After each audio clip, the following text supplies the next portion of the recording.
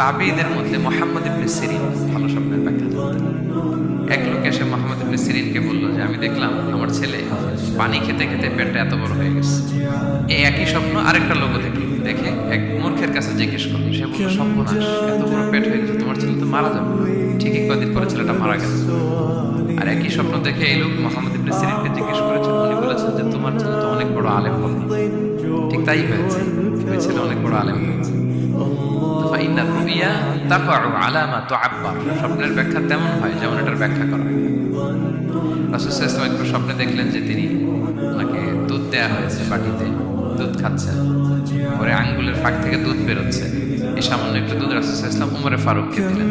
সাহাবারা বললেন, মাযা আওয়ালতা বিহি ইয়া রাসূলুল্লাহ, এটা তাওয়িল কি? তখন বললেন, আওয়ালতু বিহি আল ইলম, এটা দিয়ে আমি জ্ঞান বুঝিয়েছি। মানে উমরে ফারুকের আল্লাহ তাআলা অনেক জ্ঞান দিবেন। স্বপ্নে কেউ দুধ খাচ্ছেন, এটা আপনার জ্ঞানের প্রতীক।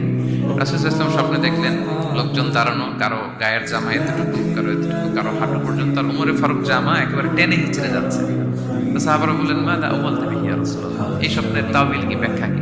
রাসূল সাল্লাল্লাহু আলাইহি ওয়াসাল্লাম বললেন, আওয়ালতু বিহি আদ-দীন তাকওয়া, এটা দ্বারা আমি দিনদারি বুঝিয়েছি। মানে উমরে ফারুকের দিনদারি অনেক বেশি। স্বপ্নে কেউ ছোট জামা দেখলে তার দিনদারি কমতেছে, এটার একটা আলামত।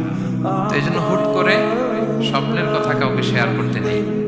রাসূল সাল্লাল্লাহু আলাইহি ওয়াসাল্লাম ফজরের সালাতের পরে মসজিদে নববীতে সালাম ফিরিয়ে সাহাবাদের দিকে মুখ ফিরিয়ে বসতেন, তাসবিহ পড়তেন, এরপর জিজ্ঞেস করতেন, হাল রাআ আহাদুম মিনকুম আল বারিহাতা রুইয়া, গত রাতে কেউ কোনো স্বপ্ন দেখেছে নাকি?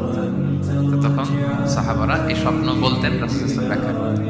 সুবহানাল্লাহ, কত সৌভাগ্যবান ছিলেন তারা। তাহলে স্বপ্ন বলা যাবে নাকি কাউকে?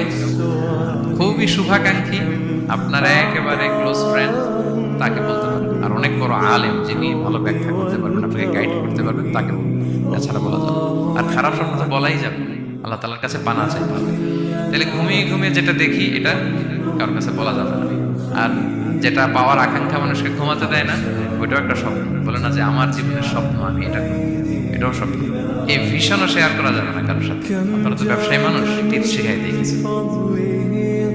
বিশাল বড় একটা কিছু প্রজেক্ট নিছেন, শুরু করার আগে আপনি বলে ফেলছেন, শেষ, আর এটা হবে না।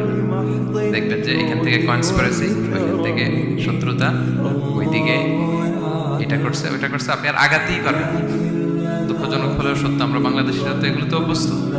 সবার মধ্যে কম বেশি জেলাসি কাজ করে ন্যাচারালি, আমাদের বাংলাদেশিদের এটা আরো বেশি।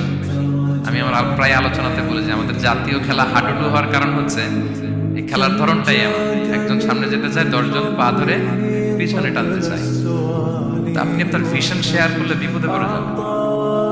আপনি প্রপার হোমওয়ার্ক করবেন, গ্রাউন্ড ওয়ার্ক করবেন, কাউন্সেলিং করবেন, প্রজেক্ট দাঁড় করাবেন, লঞ্চিং প্রোগ্রামের দিন সবাইকে জানাবেন।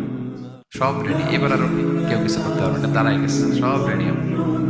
লঞ্চিং জাস্ট একটা ফর্মালিটিস, তারপরে আমার কাজ শুরু হবে। কিন্তু আপনি আগে যদি সবাইকে জানাই ফেলেন, হবে এটা স্বপ্ন শেয়ার করতে নেই।